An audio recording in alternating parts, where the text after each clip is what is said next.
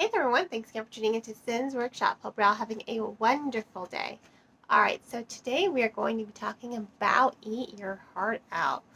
I have to say this is probably one of my favorite books of this year so far. Just because I love the topic that it deals with. So the novel is a zombie apocalypse novel. It takes place at a fat camp. And I like how the novel just deals with this absurdity of a fat camp. It's one thing to want to lose weight because your, health is at risk. That's one thing. But there's nothing wrong with having a few pounds, as long as you're healthy. Because you can't look at skinny people in the street and be like, oh, they're skinny, so they're healthy. No, absolutely not. Being overweight doesn't make you unhealthy, and being thin certainly doesn't make you healthy. Um, I think we as a society tend to kind of ignore that little aspect. But I loved how this novel is more about body positivity because you have your main character, and she's been sent off to fat camp because her stepfather doesn't think she's healthy at all. Even though she's captain of the soccer team, like I said, she's pretty healthy. She's probably, as she says, a little thick, but otherwise she's healthy. She can hold her own. That's why she's captain of the soccer team. And soccer is I can't play soccer. I'm a sloth. I'm not the healthiest person. I guess I'm kind of healthy, but I'm not like, yeah, I can do sports healthy. No. No.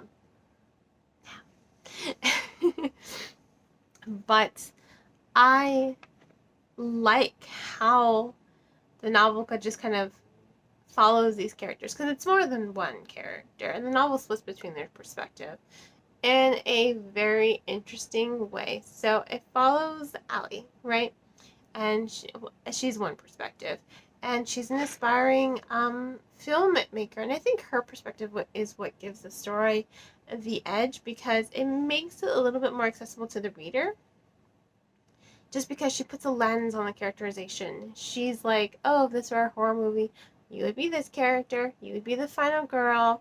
She gives everyone a trope to live by, and they're like, no. Because she's thinking a lot of fishy, weird things are happening. So she is there because she's trying to make things up with her, best friend, right? Vivian. She's trying to make things better because there was a boy involved. No one cheated on anyone, but she hurt Vivian's feelings over, a boy. And she's at this fat camp to try to just kind of reform their friendship, so to speak.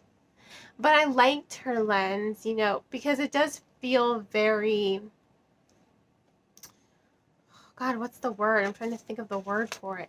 It does feel very accessible to the reader, because you're reading this book and it's very clearly like a movie is playing in your head. And I know a lot of us, when we read the movie, the book is playing out like a movie. For me, that's how I read. So maybe it's just more accessible to me. I don't know, but I loved it because her characterization was great. The way it's also written in screenplay format, interior, exterior. Her perspective is following a script. And I liked to see that because, again, it does give it this, oh my god, we're in a horror movie kind of edge. It's something like Happy Death Day almost to me. And I love those movies. Happy Death Day to You, and Freaky. Love them. And I'm a huge fan of the Resident Evil movies. I love the games as well, and I grew up watching, Nightmare on Elm Street. Dream Warriors is my favorite. I mean, I love the first one. You can't top the first one, but Dream Warriors is my favorite. So I like horror movies. I liked the new Halloween movie that came out. I like them. So I loved this storytelling for that aspect alone, but you really do get to see the characterization come to life through Allie's perspective and how she's really just, you're reading the story, but you're watching a movie unfold. You're seeing all these nice, weird elements. And it's not just their two perspectives, you know. You have the other characters, you know, gosh, I wish I could remember their tropey names. And I unfortunately didn't write them down. Damn, and this was an ARC, so I don't even have a copy of the book because it expired. It was a digital ARC. I don't even have that copy to go back and look.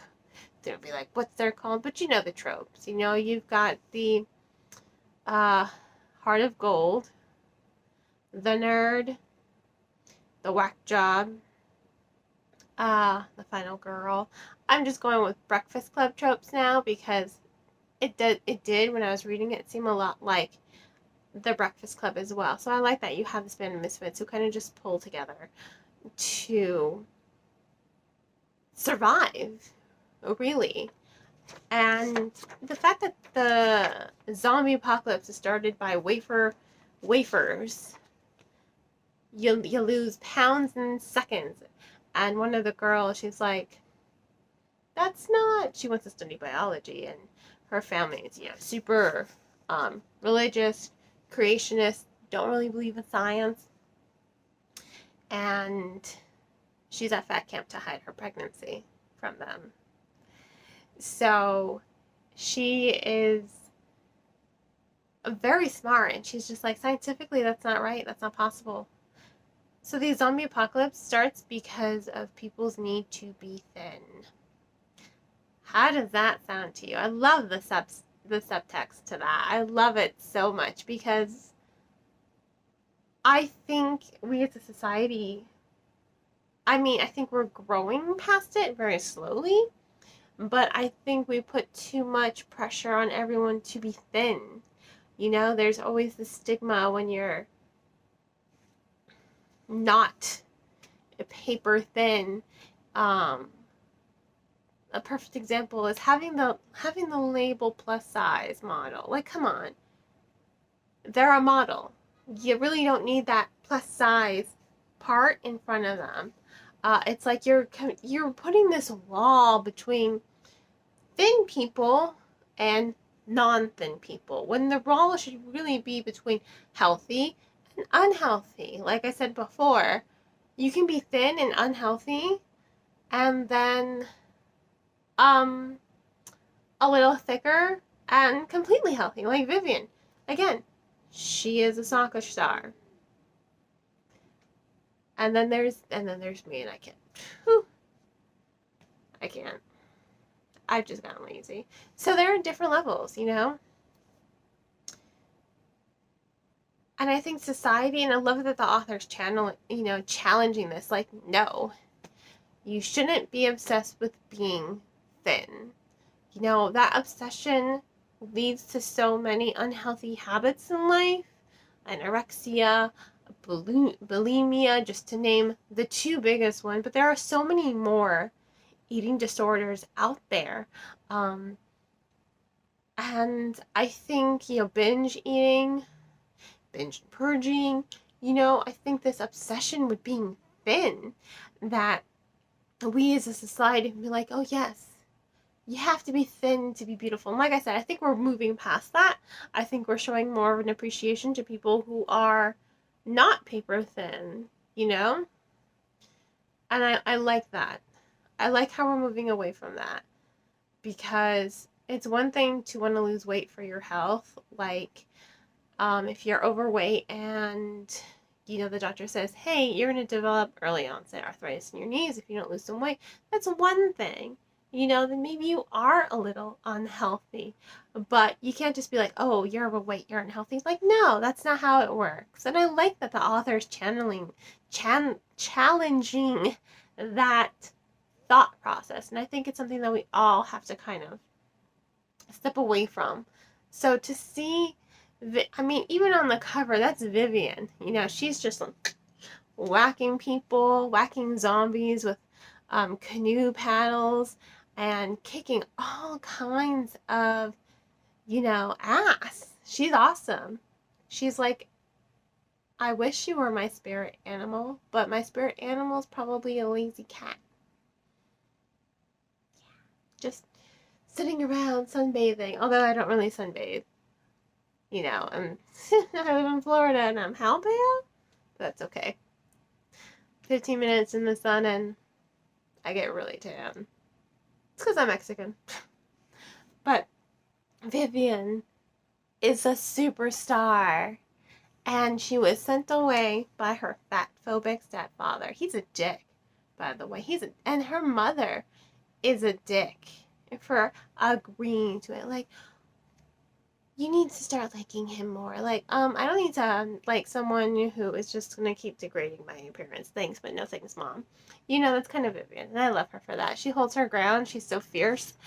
Her characterization is so amazing, and all of their characterizations are. In fact, you've got the smart girl, you've got the computer nerd, you've got Allie. I wish I wrote down all of their names, but I didn't. I'm sorry. But they all have their own perspectives, and they all fit in these tropes, but they all rise above those tropes for this novel. They come into their own, but they fit the tropes for a horror movie kind of setting. And that's why I think it makes it more accessible. It does keep the pacing movie. The story is engaging from beginning to end. It has a good message. I love the subtext to it. And it's just boom, boom, boom, boom, boom. It keeps on going. You're just like, it would make a great movie. It would. If they were to make this a movie, oh, I would totally watch it. So yeah, someone in Hollywood, get to it. And just adapt it perfectly, because this is a perfect book. It doesn't need to be changed. It's amazing. I loved it. I give it 5 stars. Honestly, it was one of the best books I've read so far this year. And it comes out next month. It comes out July 2021. Yeah, July 2021. It's a good book. And I like the storytelling.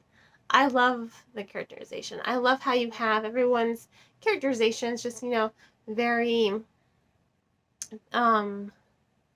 standard for the storytelling, you know, first person, third person, you know what I mean.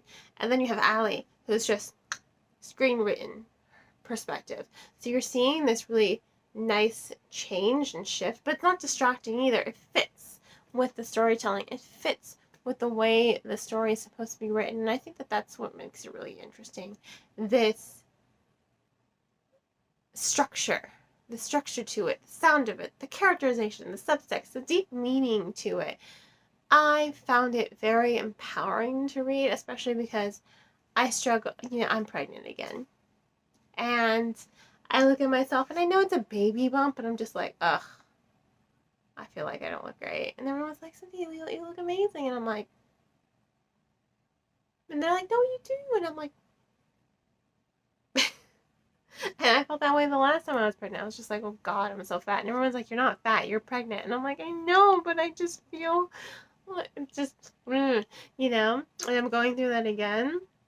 So to read something like this, I think it's really empowering, especially because it took me a long time to lose my previous baby weight because, and then the pandemic happened and then I gained it back because I wasn't leaving the house. I was just sitting around in my ass. So I think it's really empowering to read a novel that promotes body positivity, especially if you, I had a lot of trouble losing some of my, you know, post-baby weight for my first son, and it just really, it was just, I took half my closet and I put it in storage because I didn't want to look at those clothes anymore. I was just like, I can't wear them, so why are they here? You know what I mean? So it was really empowering to read a novel like this, and I have to give it 5 stars for that. For that alone, just because it's an empowering novel that I think everyone will appreciate. So, on that note, I Hope you all enjoyed this review. If you want to go ahead and purchase the book, please purchase it from your local bookstore or online book retailer. If money's tight, please check it out from your local library. And on that note as well, thank you again for joining me here on YouTube. Please don't forget to like and subscribe to this video. You can also become a great, fantastic supporter by sharing it with all your book loving friends, or by making a $1 donation and buy me a coffee. There is a link in the description below. You can also buy one of my handmade candles. I'm trying to work on some new scents, so, like Hades and Zeus. Like, I got them, I just need the time to make them. Hope you have a great rest of your day, and as always, happy reading.